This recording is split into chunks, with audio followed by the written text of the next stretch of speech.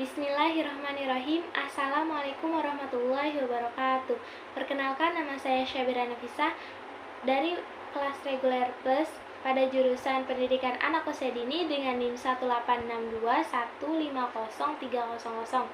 Video ini bertujuan untuk memenuhi ulangan akhir semester pada mata kuliah Neuroscience Anak Usia Dini dengan dosen pengampu Bu Khairiyah Khalid, MPD. Di sini saya akan menjelaskan tentang penerapan aritmatika untuk anak dalam mengembangkan pembelajaran berbasis otak.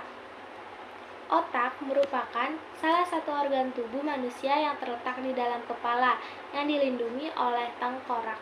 Berat otak kurang dari 1.400 gram atau kira-kira 2% dari berat badan.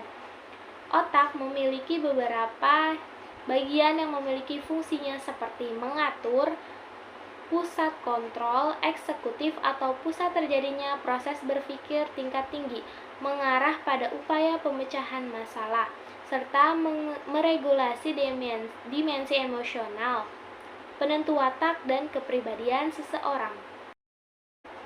Mengolah musik, pengenalan wajah, memori jangka panjang, pemrosesan visual, pemrosesan spasial atau ruang, dan semua yang ada pada tubuh diatur oleh otak. Selanjutnya, semakin kaya lingkungan anak akan stimulasi, yaitu permainan, pengasuhan, dan lain-lain, semakin banyak dan cepat neuron-neuron pada otak anak yang akan berkoneksi. Semakin banyak neuron yang berkoneksi, semakin cepat, mendalam, dan bermakna sebuah pembelajaran. Selanjutnya, pembelajaran berbasis otak menurut para ahli. Pada tahun 1970, Paul MacLean mulai memperkenalkan konsep True-Net Theory, teori yang mengacu pada proses evolusi 3 bagian otak manusia. Teori temuan penting yang direspons secara positif oleh dunia pendidikan yaitu True-Net Theory yang terutama dalam kaitannya untuk mengembangkan sebuah strategi pembelajaran berbasis otak dan memberdayakan seluruh potensi diri siswa. Kecenderungan umum yang hadir di ruang kelas sekolah adalah terjadinya pembelajaran tradisional yang relatif hanya memfungsikan otak kecil semata, di mana proses pembelajaran yang terjadi bersifat teacher-centered dengan menjadikan siswa sebagai objek pembelajaran dengan aktivitas utamanya untuk menghafal materi pembelajaran, mengerjakan tugas dari guru, menerima hukuman jika melakukan kesalahan, dan kurang mendapatkan penghargaan terhadap hasil kerjanya. Proses berpikir otak kiri bersifat logis, sekuensial, linear, dan rasional. Sisi ini sangat teratur, walaupun dalam realistis ia menafsirkan penafsiran abstrak dan simbolis. Cara berpikirnya sesuai untuk tugas-tugas teratur seperti ekspresi verbal, menulis, membaca, asosiasi auditorial, menempatkan detail dan fakta, fonetik, serta simbolisme. Cara berpikir otak kanan bersifat acak, tidak teratur, intuitif, dan holistik. Cara berpikirnya sesuai dengan cara-cara untuk mengetahui yang bersifat nonverbal seperti perasaan dan emosi, kesadaran yang berkenaan dengan perasaan, kesadaran spasial, pengenalan bentuk dan pola, musik, seni, kepekaan, warna, kreativitas, dan visualisasi. Berikutnya, metode belajar anak usia dini. Yang pertama yaitu metode bermain. Bermain merupakan membawa harapan dan antisipasi tentang dunia yang memberikan kegembiraan dan memungkinkan anak berkhayal sesuatu atau seseorang, suatu dunia yang dipersiapkan untuk berpetualang dan mengadakan telaah. Suatu dunia anak-anak. Melalui bermain, anak belajar mengendalikan diri sendiri, memahami kehidupan, memahami dunianya. Jadi, bermain merupakan cermin perkembangan anak. Yang kedua, metode karya wisata. Karya wisata merupakan salah satu metode melaksanakan kegiatan pengajaran di taman kanak-kanak dengan cara mengamati dunia sesuai dengan kenyataan yang ada secara langsung yang meliputi manusia, hewan, tumbuh-tumbuhan, dan benda-benda lainnya. Dengan mengamati secara langsung, anak memperoleh kesan yang sesuai dengan pengamatannya, dan pengamatan ini diperoleh melalui panca inderanya yakni mata, telinga, lidah, hidung, atau penglihatan. pendengaran, pengecapan, pembawaan, dan perabaan. Selanjutnya yang ketiga yaitu metode bercakap-cakap. Metode bercakap-cakap ini mempunyai arti saling mengkomunikasikan pikiran, perasaan, dan kebutuhan secara verbal dan mewujudkan kemampuan bahasa reseptif dan bahasa ekspresif.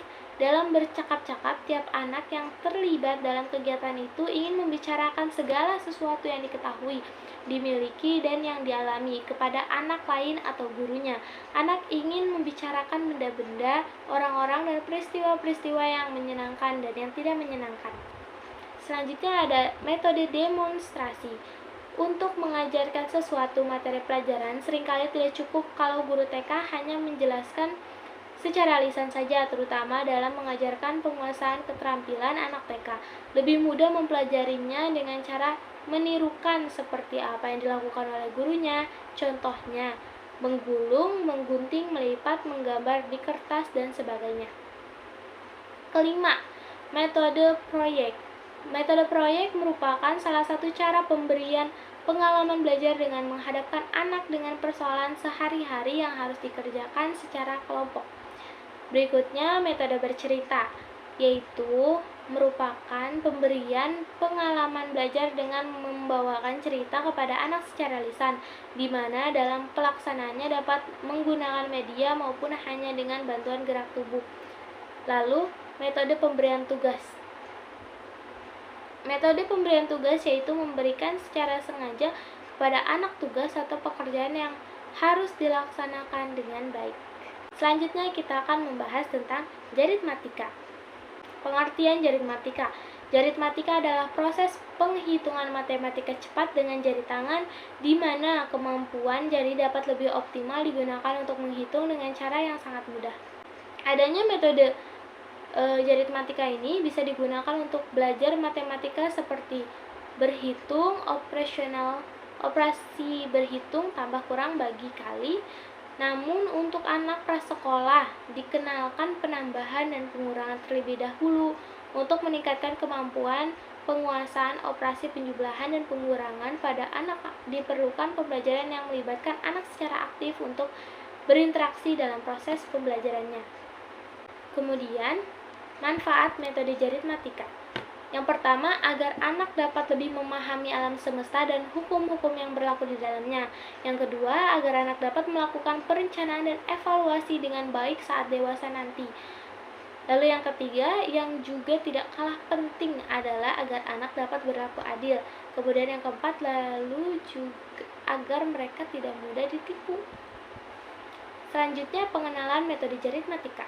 Berhitung dengan cara menggunakan tangan pada waktu dahulu sangat terbatas pada angka 10 saja, sehingga berhitung menggunakan jari-jari tangan dianggap tidak efektif. Namun setelah ditemukan metode jaritmatika dalam berhitung bisa melebihi angka 10. Adanya metode jaritmatika ini bisa digunakan untuk belajar matematika seperti berhitung, operasi berhitung, tambah, kurang, bagi, kali. Kelebihan jaritmatika. Yang pertama, jaritmatika berikan visualisasi proses berhitung. Hal ini akan membuat siswa lebih mudah melakukannya. Yang kedua, gerakan jari-jari tangan akan menarik minat siswa. Mungkin mereka menganggapnya lucu dan dengan begitu mereka akan melakukannya dengan gembira. Yang ketiga, jaritmatika tidak memberatkan memori otak anak saat digunakan alatnya. Dan yang keempat, alatnya tidak perlu dibeli. Selanjutnya, kelemahan jaritmatika. Diperlukan waktu yang lama untuk mencapai level yang lebih tinggi. Lalu yang kedua, diperlukan kesabaran yang tinggi dalam mempelajarinya. Tidak semua dapat diselesaikan dengan jaritmatika. Baik, terima kasih. Mohon maaf apabila banyak salah kata. Wassalamualaikum warahmatullahi wabarakatuh.